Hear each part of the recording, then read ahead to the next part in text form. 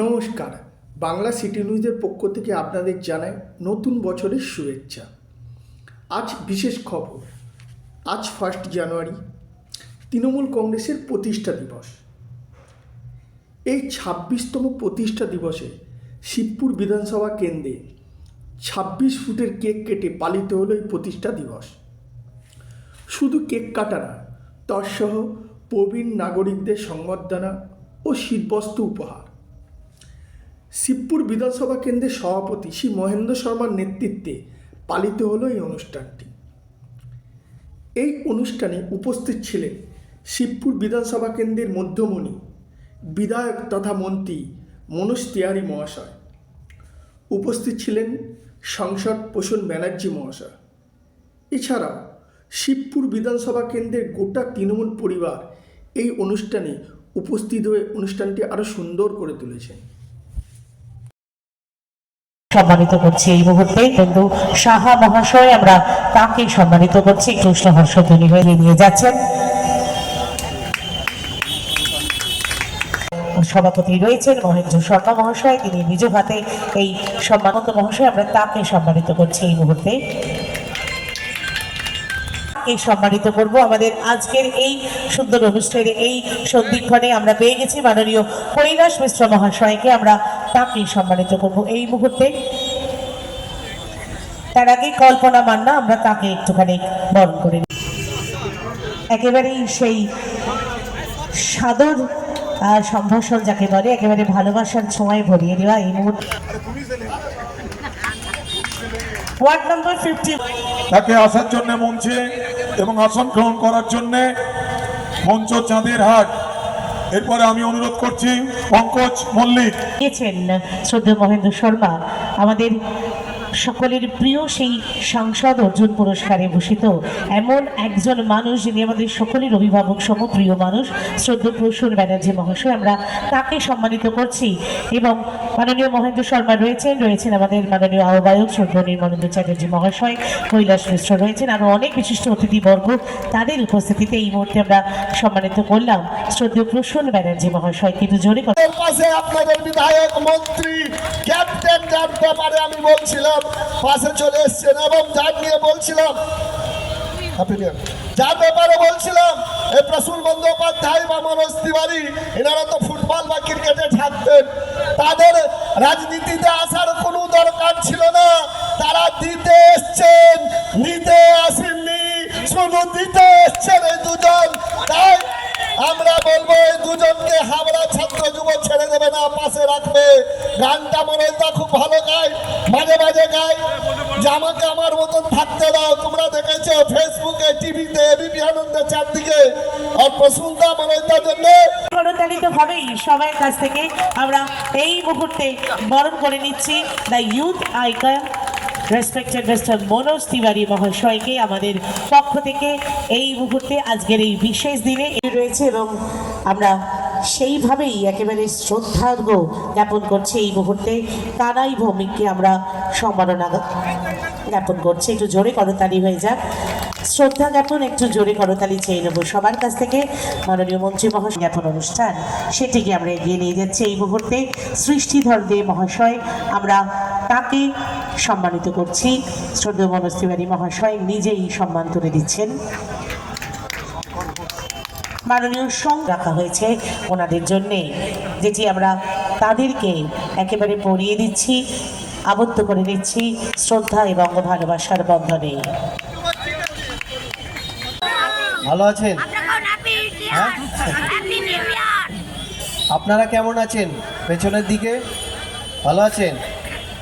সবাইকে যারা যারা উপস্থিত আছেন আর যারা আমাকে শুনতে পাচ্ছেন মাইক্রোফোনের আওয়াজে, সবাইকে শুভ নববর্ষ। আপনাদের জীবনে ভগবানের কাছে প্রার্থনা করি যেন এই বছরটা বেশ ভালো করে কাটুক। আপনাদের যা স্বপ্ন আছে ভগবানের কাছে, যা যা আপনারা চেয়েছেন সেইগুলো যেন পূর্ণ হোক। আমিও আপনাদের জন্যে হয়ে ভগবানের কাছে প্রার্থনা করব, আর সব সময় আমি করি। আমাদের শিবপুরবাসীরা যারা আছে, গোটা শিবপুরদের যেন ভালো হোক, সেটাই সব সময় প্রার্থনা করতে থাকি। প্রবীণ আর নবীনকে নিয়ে একটু বিতর্ক শুরু হয়েছে। আমি মনে করি আমাদের প্রবীণ আর নবীন দুজনেরই থাকা অনেক জরুরি আমাদের দলকে যদি এগিয়ে নিয়ে যেতে চলতে হয়। আপনারা যারা উপস্থিত আছেন এইখানে, আপনারা সকলেই দেখতে পাচ্ছেন আজকের দিনে শিবপুর তৃণমূল কংগ্রেস যেভাবে এগিয়ে যাচ্ছে প্রবীণ আর নবীনকে নিয়ে। আমার মনে হয়, আর এটা আমরা বারবার মুখ থেকে নয়, এটা কাজকর্ম দিয়ে আমাদের কর্মসূচির মাধ্যমে, ভালো কাজের মাধ্যমে আগামী দিনে যখনই হাওড়া জেলা বা অন্য কোনো জেলার যদি নাম উঠে আসে, আমরা যেভাবে কাজ করে যাচ্ছি আগামী দিনে, আমার দৃঢ় বিশ্বাস কি সবচেয়ে প্রথম নাম আসবে আমাদের শিবপুর তৃণমূল কংগ্রেসের। কেন আমাদের কর্মী ভাই বোনেরা যারা যেভাবে পরিশ্রম করছে দিনের পর দিন, একটা শুধু ব্যাখ্যা দিতে চাই। এই 2 সপ্তাহ আগে বা 1.5 সপ্তাহ আগে আপনারা দেখলেন আজকের দিনে যেখানে ইকো পার্কে কার্নিভাল চলছে তার পাশে একটা বস্তি আছে, সেই বস্তিটা আগুনে পুড়ে গেছে, পুড়ে সব কটা বাড়ি জ্বলে গেছে। আপনারা বিশ্বাস করবেন কি না আমি জানি না, কিন্তু এটা চোখে দেখা। 20 মিনিটের মধ্যে 40টা পরিবার 109 জন সদস্যদেরকে শীঘ্রই 15 থেকে 20 মিনিটে ইচ্ছাপুর স্কুলে ট্রান্সফার করা হয়েছে। আর সেই ট্রান্সফারটা কারা করেছে? সেই ট্রান্সফারটা আমাদের দলীয় কর্মীরা যারা ছিলেন, আমাদের শিবপুর তৃণমূল কংগ্রেসের সদস্যরা যারা ছিলেছেন, নিজের ঘর বাড়ির কাজ ছেড়ে তাড়াতাড়ি পৌঁছে গিয়ে ওইখান থেকে শিফট করে মানুষের প্রাণ বাঁচিয়েছে আমাদের শিবপুর তৃণমূল কংগ্রেসের কর্মীবৃন্দরা। আমার মতো থাকতে দাও, আমি নিজেকে নিজের মতো গুছিয়ে নিয়েছি, যেটা ছিল না সেটা না পাওয়ায় থাক, সব পেলে নষ্ট জীবন। ঠিক আছে, এত মিথ্যে কথা প্রচার হয় তো সব জায়গায়, তাই জন্যে আমাদেরকে একটু মাথাটা খুলে রাখতে হয়, বুদ্ধি করে ভাবনা চিন্তা করতে হয়, ভালো করে চোখ থেকে দেখতে হয় কে কি বলছে না বলছে। তার হিন্দিতে একটা শায়রি আছে, यहाँ सख्त से सख्त लोहा टूट जाता है, यहाँ सख्त से सख्त लोहा टूट जाता है, और कई झूठे अगर इकट्ठे हो जाए तो सच टूट जाता है। এই কথার মানে আপনারা বুঝেই গেছেন। মিথ্যেবাদীরা এত এইখানে, সেই মিথ্যেবাদীরা এক জায়গায় জোট করে সত্যকে মিথ্যে বানানোর জন্য প্রত্যেক দিন রাত্রির বেলা তারা বাড়িতে বসে পরিকল্পনা করে যাচ্ছে, প্ল্যান করে যাচ্ছে। এটা তাদের জন্যই ছিল। যাই হোক, আপনারা সকলেই ভালো থাকুন, সুস্থ থাকুন। আমার পর মনে হয় এখানে একজন গায়িকা আছেন, উনি চন্দ্রিকা ভট্টাচার্য, উনি গান করবেন। আশা করছি ওনার আত্মবিশ্বাসটা ভাঙেনি আমার গানটা শোনার পর। আমাদের আপনাদের কাছে অনুরোধ করব, এই যে কেকটা দেখছেন, এই কেকটা এখানে আমরা প্রতীকী আমাদের নেতৃবৃন্দে, কেউ এদিক ওদিক নড়বেন না, প্রত্যেকের ছবি আসবে। আমি অনুরোধ করব আপনারা দাঁড়ান।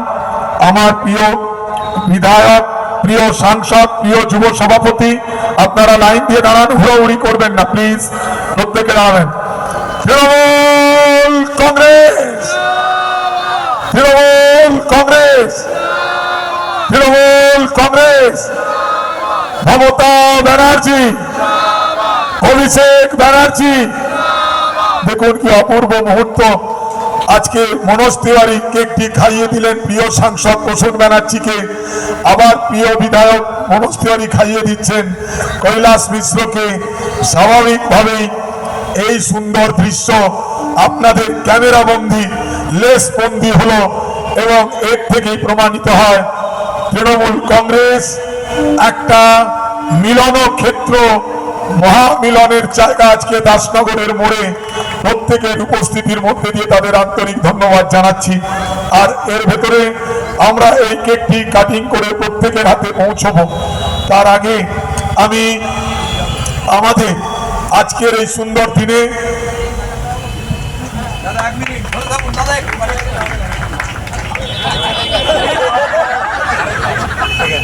আর আমি রিস্ক নিয়ে যদি আবার বেরিয়ে যায় খেয়ে ফেলেছি, তাই ফটো ওঠার আগেই খাওয়া হয়ে গেছে।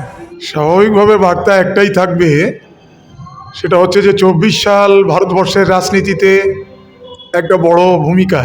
কারণ এই লোকসভা নির্বাচন, যে নির্বাচনের মধ্যে দিয়ে আগামী দিনে ভারতবর্ষের আবার একটি সরকার, কেন্দ্রীয় সরকার আসবে। সেখানে দেখতে হবে যে একটা ধর্মনিরপেক্ষ সরকার, যে সরকার শ্রমিক, কৃষক, মানুষের, মেহনতি মানুষের যেন সেই সরকার হয়। ধর্মীয় মেরুকরণের যেন সরকার নতুন করে ভারতবর্ষের বুকে না আসে। আর আমাদের এই হাওড়া সিট সম্বন্ধে আপনাদের শিবপুর ব্লক থেকে আপনার কি একটা ভাবনা বা ইচ্ছা বা স্বপ্ন বলতে পারেন, কতটা সাহায্য করতে পারবেন দলকে? স্বাভাবিকভাবেই আমরা কিন্তু সম্পূর্ণভাবে প্রস্তুত। কারণ তৃণমূল কংগ্রেস সারা বছর মাটিতে থাকে। তৃণমূল কংগ্রেস 1 জানুয়ারি থেকে, যেমন আজকের দিনেই দেখছেন যে তৃণমূল কংগ্রেস রাস্তায় আছে। আমরা সারা বছর মানুষের পাশে থাকি, একদম 365 দিন ইন্টু 24 ঘন্টা।